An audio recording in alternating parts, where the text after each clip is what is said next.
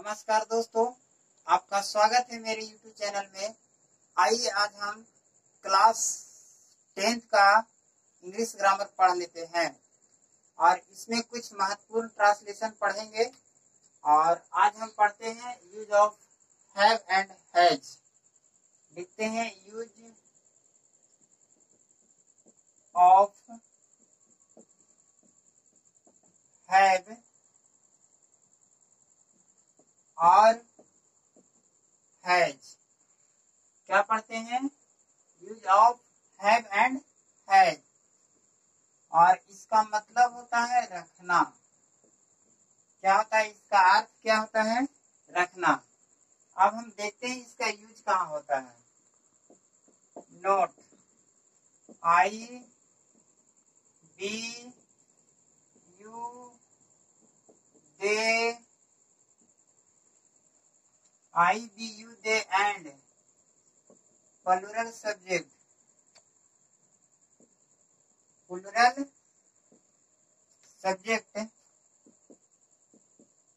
take have।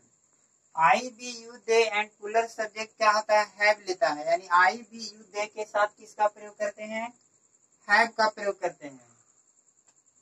Note number second, he, she, it, name।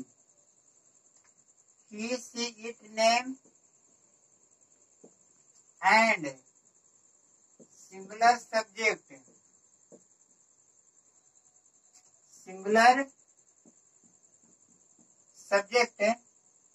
यहाँ पर लिख सकते हैं, प्लूरल सब्जेक्ट भी लिख सकते हैं। प्लूरल सब्जेक्ट जगह नहीं है इसलिए यहाँ लिख देते हैं plural subject. Singular subject take क्या करता है? हैज। यानी समझते हैं यहाँ पर I, B, you, they and plural subject के साथ हैव का प्रयोग करते हैं। He, she, it, name and singular subject के साथ हैज का प्रयोग करते हैं। अब देखते हैं यहाँ पर स्ट्रक्चर लिखते हैं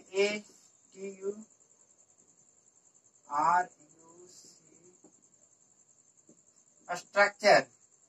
इसका होता है सब्जेक्ट प्लस हैव या हैज प्लस नॉन होता है। क्या होता है? सब्जेक्ट प्लस हैव या हैज प्लस क्या होता है? नॉन, जिसको ऑब्जेक्ट के रूप में भी प्रयोग किया जा सकता है। जैसे कह दे राम के पास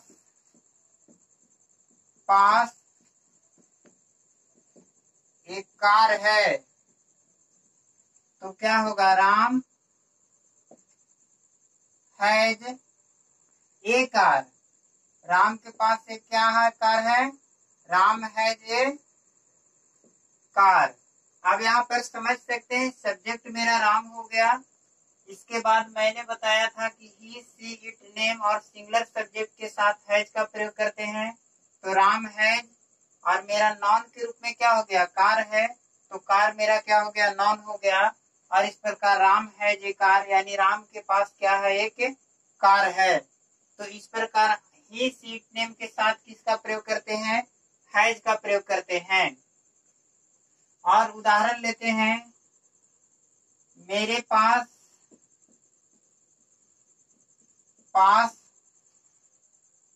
एक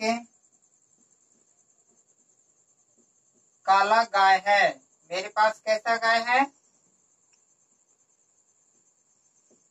एक काला गाय है। तो क्या लिखेंगे? आई के साथ किसका प्रयोग करते हैं? हैव का प्रयोग करते हैं। और एक है इसलिए यहाँ पर आर्टिकल्स का प्रयोग करते हैं। या तो जानते हैं सिंगुलर जो कॉमन नॉन होता है उसके पहले आर्टिकल्स का प्रयोग करते हैं। तो गाय क्या है? मेरा सिंगुलर कॉमन नॉन है, तो उसके पहले ए लगाएंगे। तो आई हैव ए कैसा गाय है? गाय है, काला गाय है। तो I have a black. Black का मतलब क्या होता है? काला। Black cow. क्या हो गया?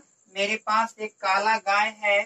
तो आई हो गया, आई के साथ किसका प्रयोग करेंगे, हैव का प्रयोग करेंगे, और उसके बाद एडजेक्टिव होगा, और उसके बाद क्या होगा, ब्लैक काउ। तो आइए दोस्तों इस बार एक बार और समझते हैं। Use of have and has, यानी हैव हैज का प्रयोग करते हैं, और दोनों का मतलब क्या होता है, रखना। Note I, B, you, they and plural subject के साथ जो है टेक हैव लगता है, और he, she, it, name and singular subject के साथ हैज लगता है। स्ट्रक्चर में हो गया सब्जेक्ट प्लस हैज या हैज प्लस नॉन। जिसको नॉन है इसे ऑब्जेक्ट के रूप में हम भी क्या कर सकते हैं, प्रयोग कर सकते हैं। जैसे राम के पास एक कार है, तो राम हैज ए कार, क्योंकि राम मेरा सब्जेक्ट हो गया और नाम के साथ हैज लगता है, और कार जो हो गया ऑब्जेक्ट के रूप में, जिसको नॉन भी कहते हैं। क्या कहते हैं, नॉन। यहाँ पर ऑब्जेक्ट भी लिखा जा सकता है एज ए ऑब्जेक्ट। मेरे पास एक काला गाय है, तो आई हो गया, आई के बाद तुरंत हैव लगेगा, और फिर एडजेक्टिव का प्रयोग करेंगे, और उसके बाद अंत में नॉन हो गया, जिसको ऑब्जेक्ट के रूप में प्रयोग करते हैं। तो I have a black cow. ठीक है, अब आगे चलते हैं अगला स्ट्रक्चर। दूसरा स्ट्रक्चर देखते हैं दोस्तों। हैव या हैज के साथ टू का प्रयोग करते हैं। जैसे स्ट्रक्चर हो गया सब्जेक्ट प्लस हैज टू, या have two plus V1 plus हो गया ऑब्जेक्ट। अब जैसे कह दे कि मुझे आम खाना है, क्या करना है, मुझे आम खाना है, क्या करना है,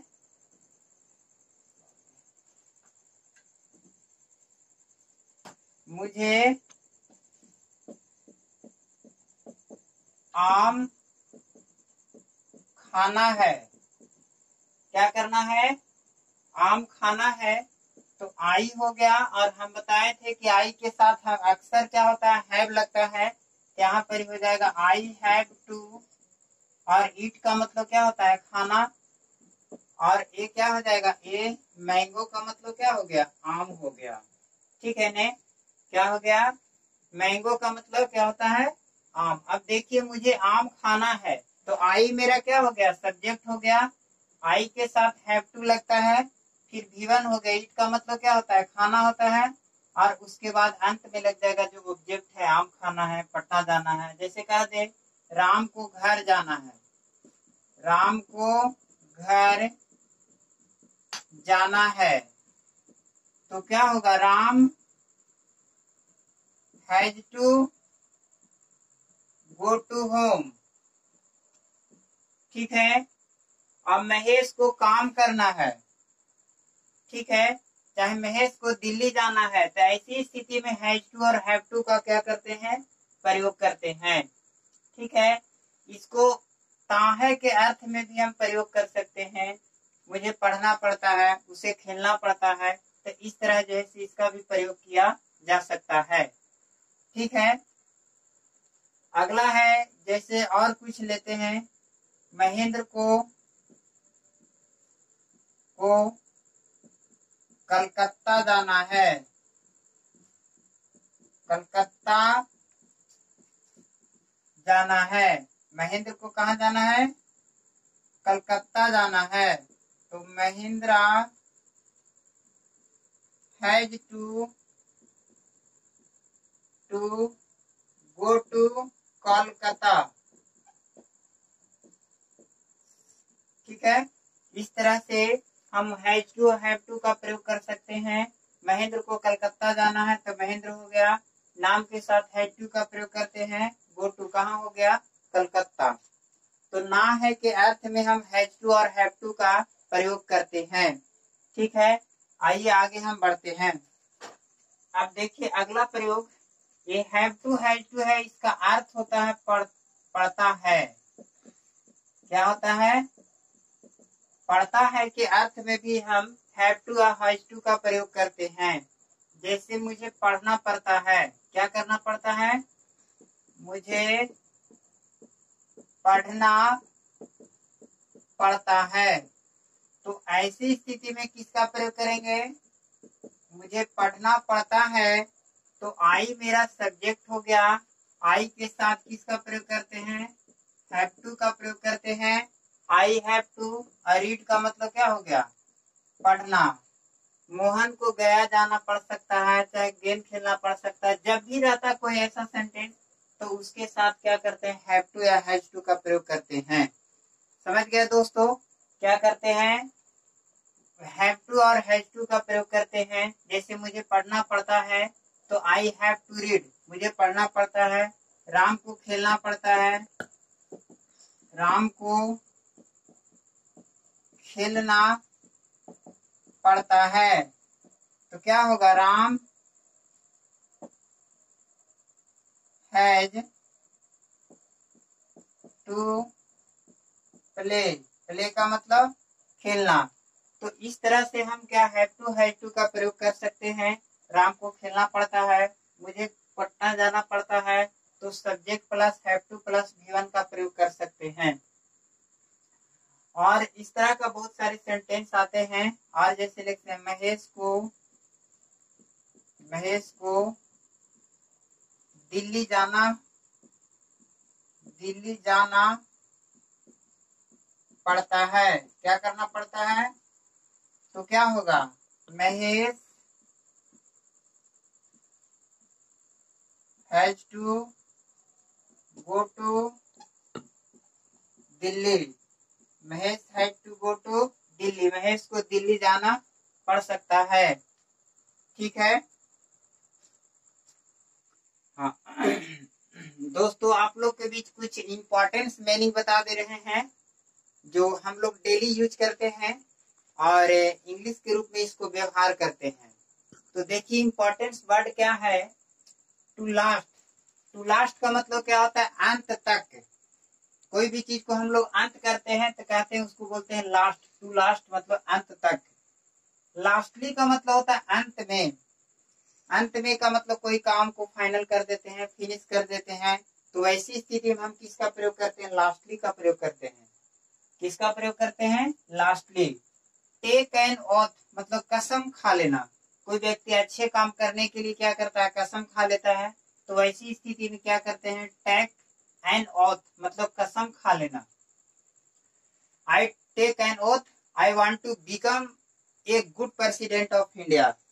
जैसे मैं कसम खाकर कहता हूं कि मैं भारत का भारत का एक महान राष्ट्रपति बनूंगा या बन सकता हूं। तो ऐसी स्थिति में टेक ऑन ओथ का प्रयोग करते हैं। टेक ऑन ओथ का मतलब होता है कसम खा लेना। चीट चाट का मतलब गप सप करना होता है। जैसे एक एग्जांपल लेते हैं, बोथ फ्रेंड्स आर चिट चाट, वे लोग एक दूसरे से क्या कर रहे हैं, गप सप कर रहे हैं। तो चिट चाट का मतलब क्या होता है, एक दूसरे से गप सप करना, गप लड़ाना, उसी को क्या बोलते हैं, चिट चाट। किक का मतलब लात मारना। जैसे मतलब किक एक ऐसा वर्ड है जो मतलब ड्राइविंग के केस में भी इसका उपयोग करते हैं। जैसे बाइक भी चलाया जाता है तो ऐसी स्थिति में किक मारा जाता है। तो किक का मतलब लात से मारना होता है। और व्हाट एल्स का मतलब और क्या, व्हाट एल्स यू और क्या आपको चाहिए। इस तरह से हम लोग ये बहुत सारे इंपॉर्टेंट वर्ड है।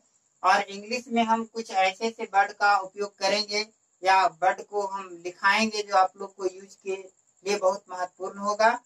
तो आइए दोस्तों, अब हम मिलेंगे अगले वीडियो में। लेकिन आप लोग से यह कहना है कि मेरे चैनल को शेयर, सब्सक्राइब और लाइक करना ना भूलें।